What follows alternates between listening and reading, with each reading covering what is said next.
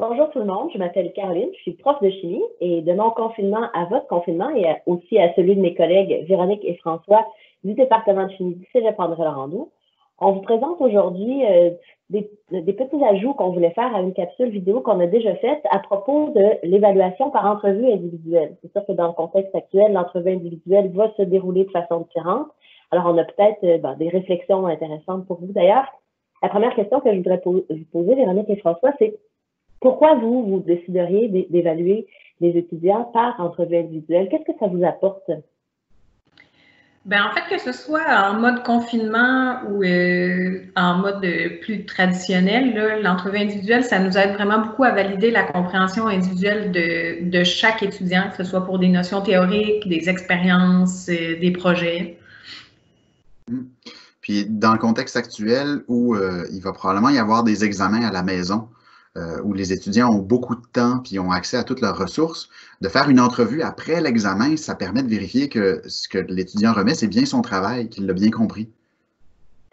Puis, c'est ça, en fait, vous ouvrez la porte au fait que l'entrevue individuelle va nécessairement, en temps de confinement, va nécessairement se dérouler pas en présentiel, donc en vidéoconférence. Quelle chose serait importante à penser quand on veut faire une entrevue individuelle par vidéoconférence? Il y en a plusieurs. D'abord, pour l'étudiant, c'est de longtemps avant l'entrevue, de savoir là, sur quelle plateforme l'entrevue va avoir lieu. Puis comment faire pour se connecter, c'est pas attendre à la dernière minute là, pour lire les instructions. Puis, comme pour une vraie entrevue, ce serait d'arriver dans ce lieu virtuel-là, d'ouvrir son programme un peu à l'avance, tu sais. Le temps d'ouvrir l'ordinateur, le temps d'ouvrir le programme, de vérifier que le micro fonctionne, que la caméra fonctionne, parce que c'est toujours gênant là, quand l'entrevue commence à telle heure, puis qu'à telle heure, oups, problème de micro. Donc, s'assurer que tout ça fonctionne.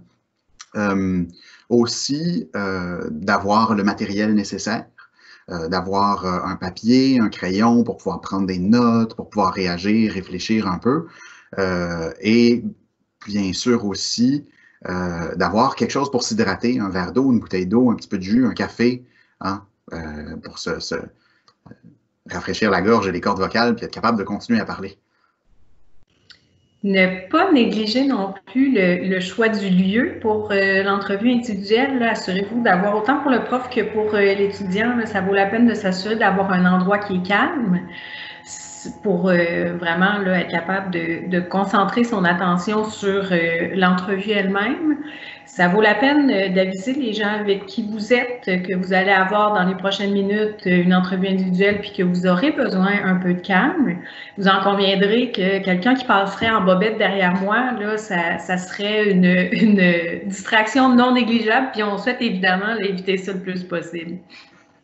Mais on le sait aussi là, que les étudiants, vous n'avez pas le contrôle sur tout ce qui se passe dans votre maison. Fait que s'il devait arriver quelque chose, je ne sais pas, votre petit frère déboule l'escalier puis ça fait bling a blang a blang. Mais là, on considérait ça normal et très humain de votre part d'aller voir, puis ce serait correct, OK? On ne vous en tiendra pas rigueur. Mais ce que vous pouvez contrôler, ben, contrôlez-le pour diminuer les distractions parce que ça va vous aider d'avoir moins de distractions. Puis, c'est ça que vous en avez parlé, les entrevues vont être par vidéoconférence, mais pourquoi est-ce que vous choisiriez de faire ça à l'audio et à la vidéo plutôt que juste à l'audio, par exemple? Ben, je pense que c'est vraiment plus humain. Si on est capable de voir la personne avec qui on est en train d'interagir, ça permet aussi de mieux manifester de la compassion.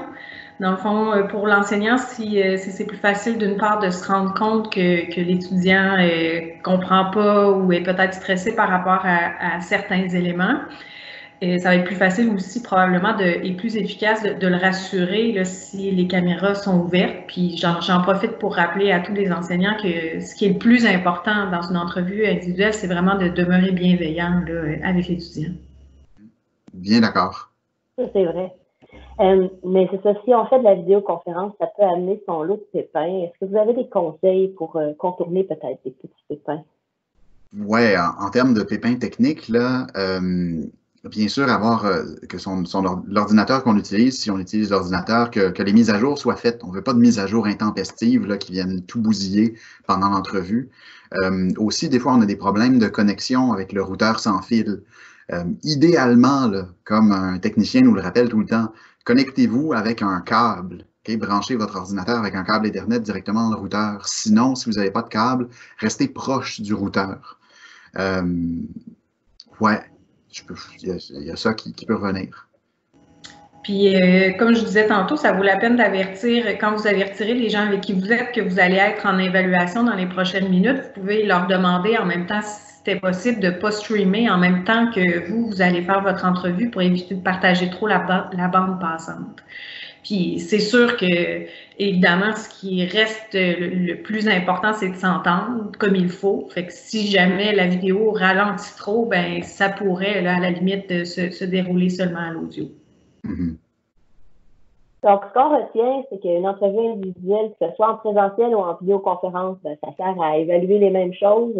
C'est pas plus épeurant en vidéoconférence, même s'il faut faire attention à certains petits problèmes techniques. Il faut les anticiper pour éviter que ça nous stresse davantage. Dans le doute, là, si vous avez des questions, n'hésitez pas à poser des questions à votre enseignant. Il va pouvoir vous rassurer là-dessus. Et puis, faites-vous-en pas, ça va bien aller.